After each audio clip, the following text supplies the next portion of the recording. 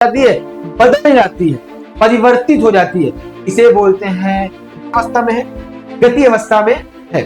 ठीक, फिर आगे बढ़ते हैं। हेलो बच्चों, क्या हाल चाल? मैं अंशुमान सर आपका स्वागत करता हूं आपके अपने YouTube चैनल अंशुमान फिजिक्स में। तो क्या आप 8th पास कर चुके हैं, अब 9th में आ चुके हैं, आपको लग रहा है पढ़ाई से डर और समझ नहीं आ रहा किस प्रकार से साइंस में कैसे पढ़ाई करें और किस तरीके से सारी चीजें याद तैयार करें कि आगे अच्छे से अच्छा सारा रिजल्ट भी है और बेहतरीन तरीके से पढ़ाई चलती रहे। तो चलिए, इन सारी समस्याओं को सॉल्व करने के लिए हम आ चुके हैं आपके साथ अटेंड में नए तरीके से आपके लिए वीडियोस लेक्चर्स में सारा का सारा कोर्स से मिलेगा आपको बेहतरीन लेक्चर्स और आपके सारे डाउट को क्लियर किया जाएगा। तो किसी भी समस्या, अगर कोई भी डाउट है कि किस प्रकार से 9th में पढ़ाई आगे स्टार्ट करें या कोई भी समस्या होती है आपको, तो फटाक से आप कमेंट कर सकते हो, उसका आंसर आपको जरूर दिया जाएगा। तो चलिए बिना टाइम को वेस्ट किए फिजिक्स का पहला चैप्टर यानी मोशन के बारे में स्टार्ट करते हैं। गति क्या होती है करने से पहले क्या इंपॉर्टेंट पॉइंट है एवं विस्थापन, औसत चाल एवं आंचलिक चाल या वेग के बारे में बात करेंगे। थोड़ा क्या होता है, गति के ग्राफी निरूपण सबसे ज्यादा इंपॉर्टेंट है, इंपॉर्टेंट, और गति के समीकरण सापेक्ष वेग के, ठीक है, ये सबसे ज्यादा इंपॉर्टेंट है सारी चीजें। तो ये सारे पॉइंट अभी हम आगे क्लियर करेंगे कि किसको क्या बोलते हैं, तो आगे अभी आप देखते हैं। लेकिन सबसे पहले जिस चैप्टर का नाम हमने रखा है मोशन, गति, तो गति होती क्या है पहले हम आपको ये समझाते हैं, है ना। अब चलते तो रहते ही हैं, कभी एक स्थान से दूसरे स्थान में जाना, यहां से चल के इधर चले गए, इधर से पीछे आ गए, करते रहते नहीं करते रहते, वॉक करना इसको बोलते हैं, है ना। तो ये है गति। अब गति है क्या, जब हम इधर खड़े थे मान लीजिए और हम यही खड़े रहे तो क्या हम चले? अगर हम यहाँ पे खड़े हुए हैं तो यही खड़े हैं, कहीं आगे की तो गए नहीं। लेकिन हाँ, जब आगे कदम बढ़ाए और यहाँ पे आए तो यहां से यहां चल के आए, यानी एक स्थान से कहां चले गए? दूसरे स्थान। एक स्थान से कहां चले गए? दूसरे स्थान पे। स्थान में हमने क्या किया? परिवर्तन किया, बिल्कुल सही। स्थान में क्या किया? परिवर्तन, यानी कि स्थान परिवर्तन को गति कहते हैं। स्थान परिवर्तन को गति कहते हैं। अगर आप बैठे रहेंगे तो स्थान में कोई परिवर्तन नहीं। जैसे मम्मी लोग कई बार कहती हैं, काम बुलाती है सुनने के लिए, इधर आओ एक काम करो, उठ ही नहीं रहा, सुनाई नहीं दे रहा, बैठे हुए, यानी बैठे रहेंगे तो क्या गति हो गई? नहीं। जब हम उठेंगे आगे बढ़ेंगे तो स्थान परिवर्तन क्या कहेंगे? गति कहते हैं। याद रहेगा। तो सबसे पहले हम जब यहां से शुरू कर रहे हैं गति के बारे में, this is a very important. गति दो प्रकार की हो जाएगी हमारे पास, एक आती है प्रत्यक्ष और एक आती है अप्रत्यक्ष, ठीक है। एक आएगी हमारे पास प्रत्यक्ष, एक आएगी हमारे पास अप्रत्यक्ष। प्रत्यक्ष गति क्या होती है? जो हमें दिखाई दे, क्या हो? वह गति जो हमें दिखाई दे, और अप्रत्यक्ष जो हमें दिखाई ना दे, है ना। अप्रत्यक्ष गति दिखाई क्या दे रही है, अब इसके बारे में बात करते हैं। दिखाई देने का मतलब क्या है? जैसे कि हम आपको चलते हुए दिखाई दे रहा है, आपको मोशन करते हुए दिखाई दे रहा है, ये प्रत्यक्ष गति। आपको घर में कोई ना कोई व्यक्ति है जो चलता हुआ दिखाई देगा, है ना, वो भी सब क्या है? वो सब हमारी प्रत्यक्ष गति है। लेकिन पृथ्वी घूम रही है, ये पता है आपको, क्या दिखाई दे रही है? नहीं, लेकिन घूम तो रही है ना। जैसे सूर्य घूम रहा है, सूर्य भी गति करता है बेटा। सूर्य भी क्या करता है? पूरे मंडल में इस प्रकार से सूर्य है, सूर्य चारों क्या कर रहा है? पृथ्वी चक्कर लगा रही, पृथ्वी चक्कर लगा रही, बाद में सूर्य भी आगे बढ़ता जा रहा है, इस प्रकार से गति करता है। सूर्य भी गति करता है, आधे लोग को तो मालूम नहीं था।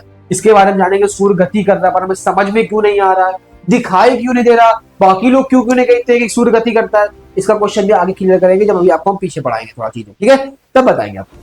ठीक, क्वेश्चन याद रखिएगा और जरूर पूछ लीजिएगा, बता भी देंगे आपको। तो अब हमें यह समझ में आई गति तो क्या होती है, ये स्थान परिवर्तन गति कहते हैं। दो प्रकार की हो गई, प्रत्यक्ष और अप्रत्यक्ष। प्रत्यक्ष का मतलब जो हमें गति होती है दिखाई दे, वो हमारी प्रत्यक्ष गति होती है, और जो दिखाई ना दे वो हमारी अप्रत्यक्ष। एग्जाम्पल अगर बोलेंगे तो जैसे किसी कार की गति या वस्तु की गति, हम लोग चल रहे हैं, उसको बोलेंगे प्रत्यक्ष। या फिर पृथ्वी की गति, सूर्य की गति, चंद्रमा की गति इत्यादि की जो गति हमें दिखाई नहीं दे रही पर गति कर रही है, वो हो गई हमारी अप्रत्यक्ष। आया समझ में? चलिए आगे बढ़ते। नंबर एक हेडिंग से शुरू करते हैं। तो चैप्टर का हमने आपको एक्सप्लेनेशन किया है कि गति क्या होती है, इसके बारे में समझा, ठीक। अब हम हेडिंग नंबर 1 की बात करते हैं, अदिश राशि और सदिश राशि। ये वो राशियां नहीं है जिससे तुम्हारी शादी होती है, कन्या राशि से शादी होगी या तुला राशि से, ये सब अलग चीज होती है, वो राशियां अलग होती है, ठीक। ये मेन राशि फिजिक्स की राशि है, वो आपके जीवन की राशि है, ये हमारी फिजिक्स की राशि है, अदिश राशि। अदिश राशियां क्या होती है? वे राशि जिनमें केवल परिमाण होता है किंतु दिशा नहीं, जिनमें केवल क्या होता है? जिनमें परिमाण होता है किंतु दिशा नहीं होती है, वो हमारी क्या कहलाती है? अदिश। अभी समझाते हैं। फिर अदिश हो गई, सदिश की बात है जिसमें परिमाण होता है किंतु साथ साथ दिशा भी होती है, उसे क्या बोलते हैं? सदिश। अब अदिश और सदिश में डिफरेंट क्या है, कैसे जानेंगे ये अदिश है? एग्जाम्पल जैसे अगर तुम देखो द्रव्यमान, द्रव्यमान दिख रहा है, दूरी, जैसे दूरी की बात करें, अब अगर हम यहाँ पे खड़े हुए हैं, हम इस दिशा में चले तब भी ये दूरी है ना, हम चाहे इधर चले जाए तब भी ये दूरी है। जरूरी है ये फिक्स है क्या कि हम इस दिशा में जाएंगे तभी दूरी होगी या फिर इस दिशा में जाएंगे तभी दूरी होगी? ऐसा तो है नहीं, चाहे जिस तरफ जाओ आपकी दूरी होगी, होगी कि नहीं होगी? चाहे जिधर चले जाओ, आगे चले जाओ, क्या जाओ, ये दूरी होगी। लेकिन अगर हम बल की बात करें, किसकी बात करें? बल। बल का एक फोर्स तरीका होता है, जैसे मान लो कोई व्यक्ति आगे सामने खड़ा हो, हमें अगर एक घूसा मारना है, सामने खड़ा हुआ है, तो हम इसे मारे, क्या लगेगा? नहीं। क्यों? हमने दिशा बदल दी। दिशा क्या कर दी? तो बल का परिमाण किधर रहा? पीछे की ओर। आदमी कहां खड़ा था? आगे की ओर। लगा ही नहीं फोर्स, क्योंकि डायरेक्शन भी तो जरूरी है। गेट बंद करना, मान लो आपको, गेट कैसे बंद करते हो? ऐसे कि बंद करना है, अगर बल इधर लगा है, इस दिशा में बल लगा रहे हैं, मतलब परिमाण तो दे रहा है, बल तो लगा रहे हैं, लेकिन दिशा चेंज कर दे, दिशा क्या कर दे? परिवर्तित कर दे, तो क्या बल लगेगा? नहीं, गेट बंद हो जाएगा। नहीं। तो खोलना तो मान लो इसे रखा दे, खुल जाए शायद, गेट पॉसिबल है? नहीं। तो यानी कि आपको समझना है बल जो है वो हमारी क्या है? सदिश राशि है, और दूरी क्या है? वो हमारी अदिश राशि है। यानी कि जिसमें दिशा की जरूरत नहीं है वो हमारी अदिश, और जिसमें परिमाण के साथ साथ दिशा की जरूरत पड़ जाए वो हमारी सदिश। याद रहेगा, ठीक। जैसे इसका एग्जांपल याद रखना, आसमां का ताल दूर है के लिए, अदिश के लिए, आसमां का ताल दूर, आ से हो जाएगा आयतन, ता से हो जाएगा समय, मां से हो जाएगा मापन यानी मात्रक मान लीजिए, ता से हो जाएगा ताप, ला से हो जाएगा लंबाई, कोई भी लंबाई हो सकती है, लंबाई दूरी, और दूर से दूरी हो जाएगी। ठीक है, ये सब इसके एग्जाम्पल। ठीक, सदिश के एग्जाम्पल याद रखिएगा, विस्थापन, वेग, संवेग, आवेग, त्वरण, बल, भार इत्यादि। तब हमारे क्या होते हैं? ये हमारे सारे के सारे सदिश के एग्जाम्पल है। ठीक है, चलिए आया समझ में आता। ठीक, आगे बढ़ते हैं। आगे हमारे पास क्या कह रहा है? आगे नोट पॉइंट दिया गया, यदि किसी भौतिक राशि में परिमाण है तथा दिशा दोनों, तो हमेशा ये नहीं है कि ये सदिश राशि ही हो। इसके सदिश होने के लिए इसको नियमों का पालन करना चाहिए, सबसे आवश्यक रूप से संतुष्ट होनी। यानी कहने का मीन्स क्या है? ऐसा नहीं हो सकता कि जिसमें परिमाण है और दिशा भी है। भाई परिमाण है, दिशा है, वो हमारी कौन सी हो गई? सदिश।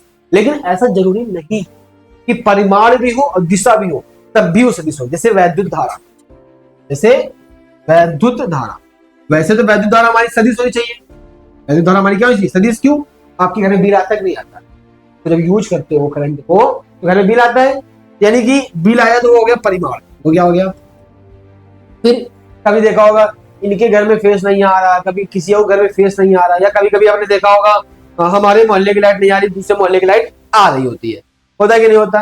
तो नहीं, एक जगह लाइट आ रही, एक जगह लाइट नहीं आ रही, डायरेक्शन हो गई, इधर की लाइट जा रही है इस साइड की, फिर इस साइड की लाइट नहीं जा रही है, या फिर आगे की लाइट आ रही है ना? डायरेक्शन है कि नहीं है? यानी इसमें परिमाण भी है और साथ में दिशा भी है। साथ में क्या है? दिशा भी है। लेकिन ये कौन सी राशि होती है? ये हमारी अदिश राशि होती है। कौन सी राशि होती है? अब ऐसा क्यों? क्योंकि बेटा इसका जो परिमाण है और जो दिशा है वो लगातार परिवर्तित है। कहने का मीन्स क्या है? कि जो करंट की डायरेक्शन है वो आपके घर में जो आज है, मान लीजिए कल दूसरी होगी। आज इधर की लाइट आ रही है, कल इधर की आएगी, कल उधर की नहीं आएगी, फिर इधर आ जाएगी। होता ही नहीं होता? डायरेक्शन बदल गई, परिमाण कैसे बदल गया? आपने देखा होगा कि आपके जो मंथली बिल आता है जो, वो भी रोज अलग अलग आता है, हर महीने रोज कहाँ आता है? अलग अलग आता है ना हर महीने। कभी 4,000, कभी 5,000, कभी 20,000, कभी 25,000, अलग अलग आ रहा है ना? यानी कि जो परिमाण है वो भी बदलता रहता है, साथ में दिशा भी बदलती रही है, बदल नहीं, लगातार परिवर्तित होती रहती है। तो ये सदिश के नियमों का पालन नहीं करती है, और जो सदिश के नियमों का पालन नहीं करती है, उनके शर्तों पर पूर्णतः संतुष्ट नहीं, लागू नहीं हो रही है, वो हमारे क्या हो जाएंगे? वो हमारी सदिश राशि के अंतर्गत नहीं आती है। एग्जाम्पल देखो यहाँ दिया गया है कि भौतिक राशि विद्युत धारा में परिमाण तथा दिशा दोनों होती है, परंतु फिर भी यह एक अदिश राशि है, क्योंकि यह दिशा ये सदिश के नियमों का पालन नहीं करती है। याद रहेगा? ठीक, पढ़ा जाए आगे, कोई दिक्कत यहां तक? चलिए आगे बढ़ते हैं। आगे क्या कह रहा है? विराम अवस्था, है ना? सबसे भाई इंपॉर्टेंट चीज कि विराम अवस्था क्या हो। अगर हम पूरा चैप्टर पढ़ डालते हैं गति का, लेकिन हमें अगर ये नहीं समझ आया कि गति अवस्था क्या है, विरामावस्था क्या है, तो क्या पढ़ा, है ना।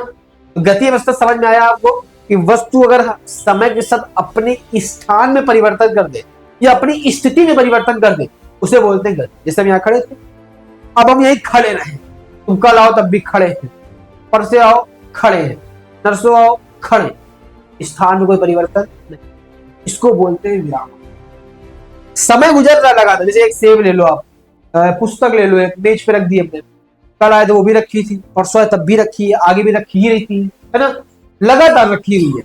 यानी कि किसी वस्तु की स्थिति में समय के साथ साथ कोई परिवर्तन नहीं हो रहा है, जहां रखी थी वही रखी थी, समय बीत गया, एक दिन पूरा हो गया, 2 दिन पूरे हो गए, 3 दिन पूरे हो गए, लेकिन स्थान में या स्थिति में कोई परिवर्तन नहीं हुआ, इसे बोलेंगे विरामावस्था। एग्जाम्पल, मेज में रखी पुस्तक, ठीक। लेकिन गति अवस्था भी हमने आपको पढ़ाया कि जब किसी वस्तु की स्थिति में समय के साथ साथ क्या हो जाता है, परिवर्तन, यानी आपकी जो वस्तु की स्थिति है समय के साथ साथ क्या हो जाती है, बदल जाती है, परिवर्तित हो जाती है, इसे बोलते हैं गति अवस्था। एग्जाम्पल अगर आप याद करेंगे, ठीक, इसमें क्या लिखा पढ़ देते हैं एक बार, कि जब किसी वस्तु की स्थिति में समय के साथ साथ परिवर्तन होता है तो उसे गति अवस्था कहते हैं। एक ही गति भिन्न भिन्न प्रेक्षकों के लिए भिन्न भिन्न अवस्थाओं में होती है, जैसे सड़क पर चलती हुई कार। अब अच्छा, ये जो पॉइंट लिख दिया है कि जो गति है वो भिन्न भिन्न प्रेक्षक के लिए भिन्न भिन्न होती है, सब कहने का मीन समझिएगा कि देखने में थोड़ा डिफरेंट आ जाता है। जैसे मान लीजिए एक ही गाड़ी है हमारे, ठीक है, इसमें टायर लगाए जाते, सुंदर चित्र बहुत बढ़िया बनाते हैं, ठीक है। अब लेकिन यहाँ पे 2 बनाई है, मान लो ये बनाया, एक बनाई ये है ए, ये है बी, और एक बनाई बाहर है, ठीक, 3 बनाई है, ए बी सी। अच्छा तुम ये बताओ, जैसे लोग ट्रेन के अंदर जब बैठे होते हैं, है ना, तो हम लोग क्या करते हैं, सामने से किसी से बात कर रहे हैं, है ना, फेस टू फेस, ट्रेन के अंदर बैठे हैं, गाड़ी के अंदर बैठे, बस के अंदर बैठे, तो हमारे लिए क्या वो सामने वाला व्यक्ति गति में है? नहीं। क्यों गति में नहीं है? हम दोनों तो आराम से बैठ के बात कर रहे हैं ना ट्रेन के अंदर, वस्तु तो गति में वो अलग बात है, पर हम लोग ट्रेन के अंदर बैठ के बात करना, यानी कि हमारे लिए तुम स्थिर अवस्था में हो, तुम्हारे लिए हम स्थिर अवस्था है कि नहीं है, ट्रेन के अंदर आराम से बैठे हुए। लेकिन अगर तुमसे पूछे सी व्यक्ति जो बाहर खड़े होकर देख रहा है, उसके लिए ट्रेन क्या हो रही है, चल रही है, और तुम उसके अंदर क्या कर रहे हो, चल रहे हो, है कि नहीं। लेकिन रुके हुए तो हो नहीं, गति कर रहे हो, क्या कर रहे हो, उसके लिए व्यक्ति क्या कर रहा है, गति करता है। ये देखो, दो पर्सन है, एक बी वाला तुमको देख रहा है, तुम उसके लिए स्थिर अवस्था में हो, ये तुमको निहार रहा है ना, ताकते रहते तुझको सामने, ये तुमको निहार रहा है, तो क्या तुम इसके लिए कौन सी अवस्था में हो, स्थिर अवस्था। कौन सी अवस्था में हो, रुकी हुई अवस्था। लेकिन अगर इस व्यक्ति को आप कहोगे ये देख रहा है, इसके लिए तुम कौन सी अवस्था में हो, गति अवस्था, क्योंकि ट्रेन निकल जाएगी और तुम भी उसके साथ फटाक से निकल जाओगे, है कि नहीं, आए समझ में। यानी कि प्रत्येक व्यक्ति के लिए गति जो होती है वो अलग अलग तरीके से अनुभव करता है। ऐसा जरूरी नहीं है कि आपके लिए जो गति थी वही गति है, ठीक। जैसे आप ट्रेन में अगर तुम ध्यान दियो, कभी अचानक से जब ट्रेन खड़ी रहती है एकदम स्लोली स्टार्ट हो जाती है, एकदम स्लोली स्टार्ट हो गई, तो क्या होता है, तुम देखोगे अचानक से स्टार्ट हो गई, समझ नहीं तो गाड़ी चल रही है रुकी हुई है, जैसे बगल से कोई गाड़ी जाती है, हमारी गाड़ी चल। फिर हम क्या करते हैं, थोड़ी देर स्टेशन की तरफ देखते हैं, तो स्टेशन पे रुका हुआ है, यानी ट्रेन भी रुकी हुई होता है, नहीं तो इसको बोलते हैं निर्देश फ्रेम। ये अभी आपके सिलेबस में नहीं है, ठीक है, लेकिन आगे जब आओगे तो आपको पढ़ने में मिलेगा। ये निर्देश फ्रेम के दौरान होता है कि मतलब हम किसी के अनुसार देख रहे हैं कि ये वस्तु चल रही है, ट्रेन अचानक से गति में कैसे आ गई, इसकी बात करेंगे, ठीक।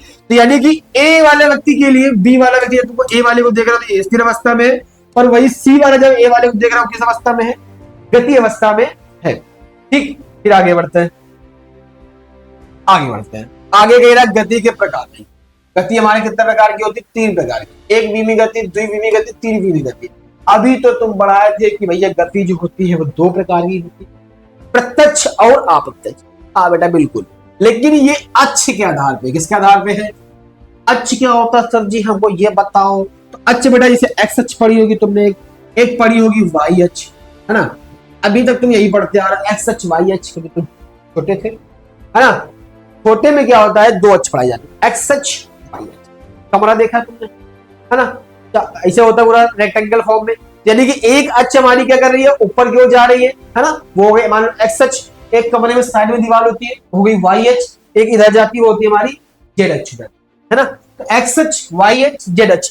बट अब कितनी अक्ष पड़ेंगे, 3 अक्ष। तीसरी अक्ष कहां हो जाएगी, ये बाहर की ओर। तो बाहर कैसे बना दे, तुम अपनी कॉपी में बना पाओ तो बना लेना, हम तो बना नहीं पाएंगे, तो हम इसको ऐसे डिनोट करेंगे, कैसे, ये है हमारी जेड अक्ष। जेड अक्ष का क्या काम था, अच्छा तो टीवी में जैसे तुम हमें देख रहे हो, अभी टीवी में देख रहे हो या मोबाइल में देख रहे हो, किसी में देख रहे हो, हाँ आपको 2D में दिख रहा है, किसमें दिख रहा है, 2D में। एक्स अक्ष मोबाइल की एलईडी डिस्प्ले हो गई, ये एक्स अक्ष, ये वाली हो गई वाई अक्ष, दो ही। अब आपको क्या बाहर दिखाई दे रहा है, नहीं। लेकिन आपने चाइना वगैरह जब देखा होगा, कई सारे टीवी के मतलब छत वगैरह में, बिल्डिंग्स में चलते हैं, जिसमें क्या होता है, व्यक्ति बाहर को दिखाई देता है, शेर बाहर आया जा रहा है ना। या फिर आपने वो देखा होगा, विजन करके लोग विजन करके लगाया करते हैं आंखों में, चश्मे में, कि वो अचानक से कई सारे ऐड चल रहे थे बीच में, देखा होगा, वो विराट कोहली के पास पहुंच गए, या फिर पार्क में अचानक से पहुंच गए, कहीं जंगल में पहुंच गया, वो लगाते फिर गेम खेलते रहते हैं, व्हाइट सा होता है, भी आपको फोटो दिखा देंगे साइड में, समझ में आ जाएगा, देखा होगा इसी में, है ना, विजन बोलते हैं। तो ये 3D फॉलो करता है, कैसे फॉलो करता है, 3D मतलब जो कुछ होगा 3D, यानी तीसरी अच्छी भी होगी। जैसे पिक्चर देख जाते हैं लोग 3D अलग से चश्मा दिखाते हैं, देते हैं, लग दो देखो बेटा चौकस, वो जो है वो 3D फॉलो करे। 3D कैसे, मतलब 3 अच्छी दिख रहा है उसको, चित्र ऐसे लगे जैसे बाहर निकले आ रहा है, सब कुछ रियल में हो रहा है, वो 3D होती है। अब जब आप हाई स्कूल में आ जाओगे, आपको एक्स अक्ष वाई अक्ष तीनों पढ़ने को मिलेगी। अभी भी कहो 2D मिले, 3D कहो इंटर में मिले, पर 3D होती है। डी का मतलब डायरेक्शन होती है, एक्स अक्ष, वाई अक्ष, जेड अक्ष, एक्स अक्ष, वाई अक्ष, जेड अक्ष। जेड अक्ष होती है वो बाहर की ओर होती है, कहां की ओर होती है, बाहर की ओर, इसलिए 3 अक्ष बोलेंगे, ठीक। बाहर की ओर इसलिए होती है क्योंकि तीसरी अक्ष में जब कोई वस्तु गति करती है तो बाहर की ओर हो जाती है, ठीक। अब बात करते हैं कि भैया एक मीमी गति क्या होती है। जब वस्तु एक अक्ष में गति करती है उसे एक मीमी, जब वस्तु 2 अक्ष में गति करती है 2 मीमी, जब वस्तु 3 अक्ष में गति करती है 3 मीमी। और सिंपल है, कितने अक्ष में गति करे, एक अक्ष में, क्या बोलेंगे, एक मीमी। जब वस्तु कितने अक्ष में गति करे, 2 अक्ष में, क्या बोलेंगे, 2 मीमी। जब वस्तु 3 अक्ष में गति करे तो 3 मीमी, है ना, 3 मीमी, यानी 1 डायमेंशन मोशन, 2 डायमेंशन मोशन और 3 डायमेंशन मोशन। अब एग्जाम्पल दे दो, अच्छा चलो, हाँ और सुनिए एग्जाम्पल की बात कर लेते हैं भाई साहब। नंबर एग्जाम्पल है, हम अगर ऐसे चल रहे हैं, एक सिंपल सड़क पे चलते हैं, रोड पे आप गए, कार पे चलते हुए देखा होगा, कार ऐसा होता है कि कार एक का आधी का टायर इधर जा, आधा का इधर चले, ऐसा होता है, एक टायर इधर चले जाए, 2 4 होते हैं, 2 इधर चले जाए, 2 इधर चले जाए, ऐसा तो पॉसिबल है नहीं। तो क्या होता है, कार हमेशा एक सड़क पे चलती है, क्या लिखेंगे, कार की गति, है ना। कार हमेशा क्या करती है, एक अक्ष में चलती, जब वो एक अक्ष में चलती है सीधे सीधे तो या तो एक्स में चलेगी या तो वाई में चलेगी, जेड में चलना पॉसिबल है नहीं, है ना, या तो एक्स या तो वाई या तो एक में, वो एक अक्ष में गति कर रही है। अब अगर हम बात करें द्वि अक्ष में कौन सी गति करेंगे, अच्छा चलो बेबी देख लेते हैं। ये हमारे पास एक्स थी, ये वाई था, ये जेड था। अगर मान लो खूंटा बीच में गाय, जैसे गाय है, गाय देखा तो खूंटे से बांधी होती है, तो वो क्या करती है, खूंटे के आस पास कई बार घूमती है। अब ऐसा तो है नहीं, एक बार एक्स अक्ष में पैर रखे और एक वाई अक्ष में, मतलब एक इधर पैर रखे, इधर करना पड़ता। तो करते क्या है, कहते कैसे है कि मान लो यहाँ खूंटा गाड़ा, गाय हमारी यहाँ टेल रही है ना, तो किसके किसके बीच में, एक्स और वाई के, 2 अक्षों के बीच में है कि नहीं है, बस तो 2 अक्ष में, समझ गए। ऐसे मान लो गाय तुम्हारी यहाँ पे आ जाए, ठीक, तो वाई और जेड के बीच में हो जाएगी, यानी अभी भी 2 अक्षों में है। मान लीजिए यहाँ पे आ जाए तो एक्स और जेड के बीच में आ जाएगी, अभी भी 2 अक्षों में गति कर। लेकिन ऐसी कौन सी गति हो सकती है जो 3 अक्ष में गति करे, एग्जाम्पल दे दो, जैसे गैस के अणु। अगर तुम सोचो कमरा जो होता है 3D में होता है, कमरा क्या होता है, 3D में होता है, जैसे एक्स अक्ष वाई सब होता है, जेड अच्छी होती है, ठीक है, तीनों अच्छे होते हैं, 3D बनते हैं, 3 कोने से देखा, 3 लाइन, एक इधर एक ऊपर एक इधर जा, 3 अच्छे कोने होते हैं, ठीक। तो 3D में अगर आप सोचो गैस का गुब्बारा लाए, या गुब्बारा मतलब कि मान लीजिए एक सिलेंडर रख दिया जाए और उससे सारी गैस उड़ाई जाए, जब गैस उड़ाओगे तो पूरे कमरे में फैलेगी कि नहीं फैलेगी, सारे कोनों में जाएगी, मतलब मान लो बीच में रखा हो, इधर ही फैलेगी, इधर ही फैलेगी, इधर ही फैलेगी, सब जगह फैलेगी, नहीं फैलेगी, क्यों, तो गैस के अणु कहीं भी जा सकते हैं, एक्स में भी जा सकते हैं, वाई में भी जा सकते हैं, जेड में भी जा सकते हैं, यानी वो तीनों अक्षों में जा रही है, तो तीनों अक्षों में गति कर रही है वो गैस के अणु, यानी क्या बोलेंगे, त्रिविमी गति, क्या बोलेंगे, त्रिविमी गति। एक अक्ष में एक मिमी, 2 अक्ष में गति करे 2 मिमी, 3 अक्ष में गति करे 3 मिमी। एग्जाम्पल दे दो, सड़क में चलती कार एक अक्ष का हो गया। दूसरे अक्ष की अगर हम बात करें 2 मिमी गति की, तो भाई क्या बोलेंगे, खूंटा बंधी हुई कोई गाय है ना, या वृत्तीय गति बोल सकते हो, तो क्या बोलते हैं, सर्कुलर मोशन, गोल गोल घूम रही है, सर्कल बन रहा है ना, गोल घूम रही है तो वृत्तीय गति। तीसरा क्या बोल सकते हैं, तीसरा बोल सकते हैं गैस के अणुओं की गति, तो 3D मोशन करेगी, आए समझ में आता? आगे बढ़ते हैं। आगे हम बात करते हैं बेटा कि एक बीमी दो गति हमने आपको पढ़ा दी, एग्जांपल हो गया इसका, ठीक है। जब वस्तु एक अक्ष में गति करती एक बीमी, दो अक्ष में गति दो बीमी, एग्जांपल लिखा हुआ है। जब वस्तु तीन अक्ष में गति करती है त्रिबीमी, ठीक। आगे बढ़ते हैं। आगे कह रहे हैं दूरी क्या होती है, ठीक। किसी गतिशील वस्तु द्वारा तय की गई कुल दूरी क्या कहते हैं हम लोग? दूरी कहा जाता है। कुल लंबाई क्या कहते हैं? दूरी कहते हैं। मतलब एक वस्तु जब गति में होगी, पहली बात तो उसको बोलेंगे गतिशील। क्या बोलेंगे? गतिशील। और अगर रुकी हुई है तो गतिशील थोड़े बोलेंगे, चल रही है, यानी कि रुकी हुई तो है नहीं, विरामावस्था में आ जाएगी। किस अवस्था में है? गति अवस्था, तो गतिशील। तो अब मान लो गतिशील वस्तु जो यहां से यहां गई, ठीक है, यहां से वहां गई, ठीक। तो अब ये हमारा क्या पथ है, इसकी कुछ ना कुछ लंबाई होगी, कुछ ना कुछ लंबाई होगी। तो किसी गतिशील वस्तु द्वारा, किसके द्वारा? किसी गतिशील वस्तु द्वारा, ठीक, तय की गई कुल दूरी को, तय की गई कुल दूरी को, जितनी लंबाई को तय करता है, कुल लंबाई को क्या कहते हैं लोग? दूरी। गतिशील वस्तु द्वारा, ठीक, तय की गई लंबाई को, पथ की तय की गई लंबाई, जितनी लंबाई को तय करता है, ठीक है। किसी एकांक समय में बोल सकते हो, या किसी गतिशील वस्तु द्वारा एकांक समय, गतिशील वस्तु द्वारा एकांक समय, लिख देना, एकांक समय में तय की गई कुल लंबाई को दूरी कहते हैं। देखिए एक सेकंड में जितनी दूरी आप चल जाओगे, मतलब हम एक सेकंड में इतना यहाँ पर जितनी भाग के 2-4 किलोमीटर पार कर जाओगे एक सेकंड में। एक सेकंड कितना ही समय होता है? तो एक सेकंड में तय की गई दूरी, एक सेकंड हम यहाँ से यहाँ पे आ गए, इसको बोलेंगे दूरी। क्या बोलेंगे? ठीक, एकांक समय में किसी गतिशील वस्तु द्वारा एकांक समय में तय की गई कुल दूरी, कुल लंबाई को दूरी कहते हैं। यह एक अदिश राशि है, इसका मात्रक मीटर होता है। फॉर्मूला होगा दूरी बराबर 4 गुणे समय। यहां से फॉर्मूले याद रखिए, क्योंकि अब आप 9th में आ चुके हैं, 9th में डरने वाली कोई बात नहीं होती। पर समस्या यह हो जाती है यहाँ पे आके, अभी तक तो आप केवल थ्योरी पढ़ रहे थे स्कूल में, एक भी आप सवाल नहीं लगाते, न्यूमेरिकल नाम की कोई चीज होती नहीं थी। पर अब फिजिक्स एक ऐसा सब्जेक्ट बनने वाला 10th तक, केवल 10th के बाद और थोड़ा अच्छा हो जाता है कि भैया इसमें न्यूमेरिकल भी आएंगे। और न्यूमेरिकल के लिए जो मोस्ट इंपॉर्टेंट चीज है, थ्योरी तो याद ही होनी चाहिए जैसे तैसे, पर लेकिन फॉर्मूला मिस नहीं, इसको मिस किया तो फिजिक्स मिस हो जाएगी। फिजिक्स मिस नहीं करना चाहते हैं, अच्छे समझना चाहते हैं कि नंबर भी अच्छे आए, मजा भी आए, क्योंकि यही से शुरू होती है। ये क्लास जो होती है आपकी सबसे इंपॉर्टेंट। रीजन क्या है भैया? अगर यहाँ पे आप डाउन हो गए, यहाँ से नहीं समझ पाए, तो आगे की जितनी क्लास से आप जाने वाले 10th 11th 12th फिजिक्स आपके लिए बोझ बन जाती है। हमारे पास फिलहाल जितने बच्चे हैं अभी तक के, सबको बड़ा मजा आता है, तो आपको भी आएगा, क्योंकि ऐसा पढ़ेंगे और ऐसा समझेंगे कि मजा ही मजा आना चाहिए। तो भैया हमने क्या बताया, ये फॉर्मूला याद कर लो, इतना जरा फॉर्मूला, दूरी बराबर 4 गुणा समय, दूरी बराबर 4 गुणा समय, बराबर 4 गुणे समय, याद हो गया? ठीक। अब बात करते हैं विस्थापन की। फॉर्मूला नहीं छूटना चाहिए, डिग्री छूट गया पर फॉर्मूला ना छूटे। विस्थापन तो किसी गतिशील वस्तु द्वारा अंतिम स्थिति व प्रारंभिक स्थिति के बीच की दूरी क्या कहते हैं हम लोग? विस्थापन। हाँ, ये क्या बताएं? मान लो यहाँ पे खड़े हो गए, ठीक, और यहाँ पे ये हमारी प्रारंभिक स्थिति है। हम आगे बढ़े, फिर आ गए, है ना? कहाँ थे पहले? वहीं पे। अब कहाँ पे आ गए? यहाँ आ गए। वो हमारी प्रारंभिक स्थिति थी, अब हमारी अंतिम स्थिति। अब यहीं खड़े हैं, ये हमारी क्या है?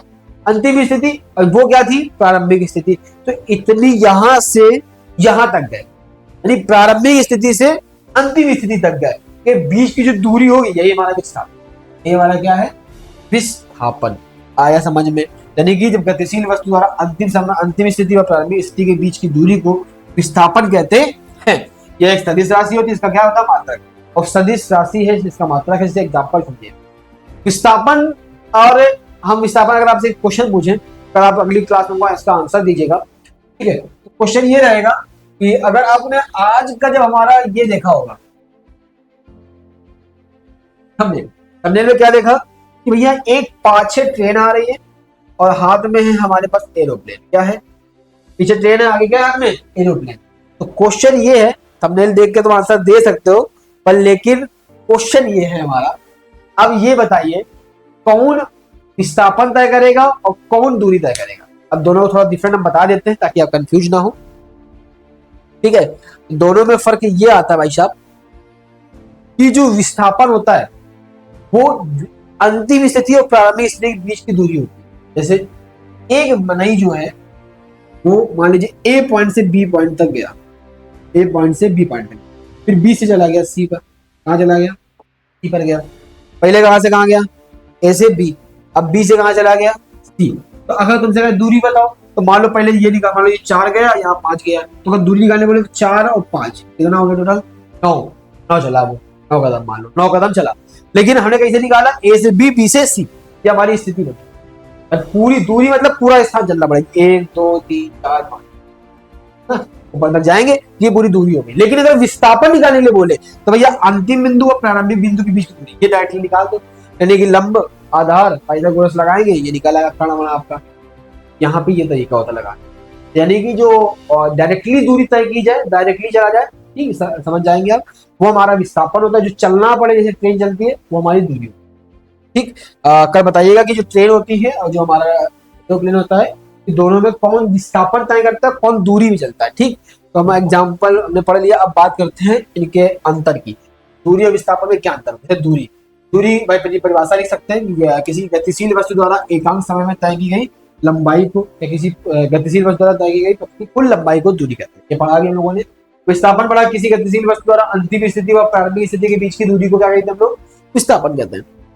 फिर क्या पढ़ा कि भैया दूरी जो है वो अदिश राशि है और विस्थापन क्या है हमारी सदिश राशि। दूरी सदा धनात्मक होती है, किंतु विस्थापन धनात्मक, ऋणात्मक व शून्य भी हो सकता है। कहने का तात्पर्य क्या है, विस्थापन जो होगा वो धनात्मक भी होगा, ऋणात्मक भी होगा और शून्य भी होगा। मतलब देखिए, अब दूरी है, चाहे आप इधर चलो चाहे इधर चलो, पर वो पॉजिटिव ही रहने वाली, कभी निगेटिव रहने वाली नहीं। जैसे क्या माइनस के 5 कदम चलो, चल पाओगे, 10 का ही बढ़ेगा, 5 रोटी माइनस की खा लो, हो पाएगा नहीं, क्योंकि वो हमेशा पॉजिटिव। तो इसे दूरी हमेशा क्या रहेगी, पॉजिटिव। लेकिन विस्थापन में क्या आ गया भाई, फिर ऐसा भाई विस्थापन के लिए मैं क्यों कह दिया, विस्थापन में क्या होता है, हम यहां से वहां गए, ये हम गए पॉजिटिव, आगे बढ़ गए, फिर वापस उसी स्थिति पे आ गए, शून्य हो गया, कोई स्थिति परिवर्तन नहीं हो, जहां खड़े तो वहीं खड़े। मान लो तुम बाहर थे और हम यहां से यहां गए और फिर यहीं पे आ गए। तुम जब बाहर गए तब यहाँ खड़े थे और फिर हम यहीं खड़े हुए, तो हमको देख के क्या कहोगे, सर जी वहीं तो खड़े हो, वहां स्थिति बदल गई। अगर पूछे बताओ हमारी स्थिति में क्या परिवर्तन हुआ, तो कुछ नहीं, शून्य बेटा, वहीं खड़े थे वहीं खड़े हो। लेकिन हम तो गए, तो क्या हुआ, गए पॉजिटिव, वापस आए निगेटिव, वहीं पे आगे खड़े हो गए जीरो।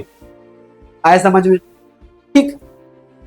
चलिए, तो यहां तक कोई दिक्कत आपको, तो अंदर समझे आप, ठीक। तो अभी चैप्टर एंड नहीं हुआ है, पर आज की क्लास को हम यहीं पे रखेंगे, क्योंकि अभी पहली क्लास है आपकी, और छोटे छोटे बच्चों को, आप 8 से भी 9th में आए हैं, थोड़ा रिलैक्स होके आराम से फ्री माइंड से पढ़िए, ताकि सारी की सारी चीजें आपको याद हो सके। तो अगर कोई भी समस्या आपको आ रही, कोई चीज समझ में नहीं आ रही कि केमिस्ट्री में क्या पढ़ना है, फिजिक्स में क्या पढ़ना है, बायो में क्या पढ़ना है, कैसे क्या करें, कैसे तैयारी करें, एनी अदर कोई भी क्वेश्चन आपका, कमेंट कीजिए, उसका आपको आंसर जरूर दिया जाएगा किसी न किसी वीडियो के माध्यम से या रिप्लाई करके। चलिए, मिलते हैं हम लोग अगले एपिसोड में। अगर वीडियो अच्छी लगी, पसंद आई, लाइक करें, शेयर करें और सब्सक्राइब करें।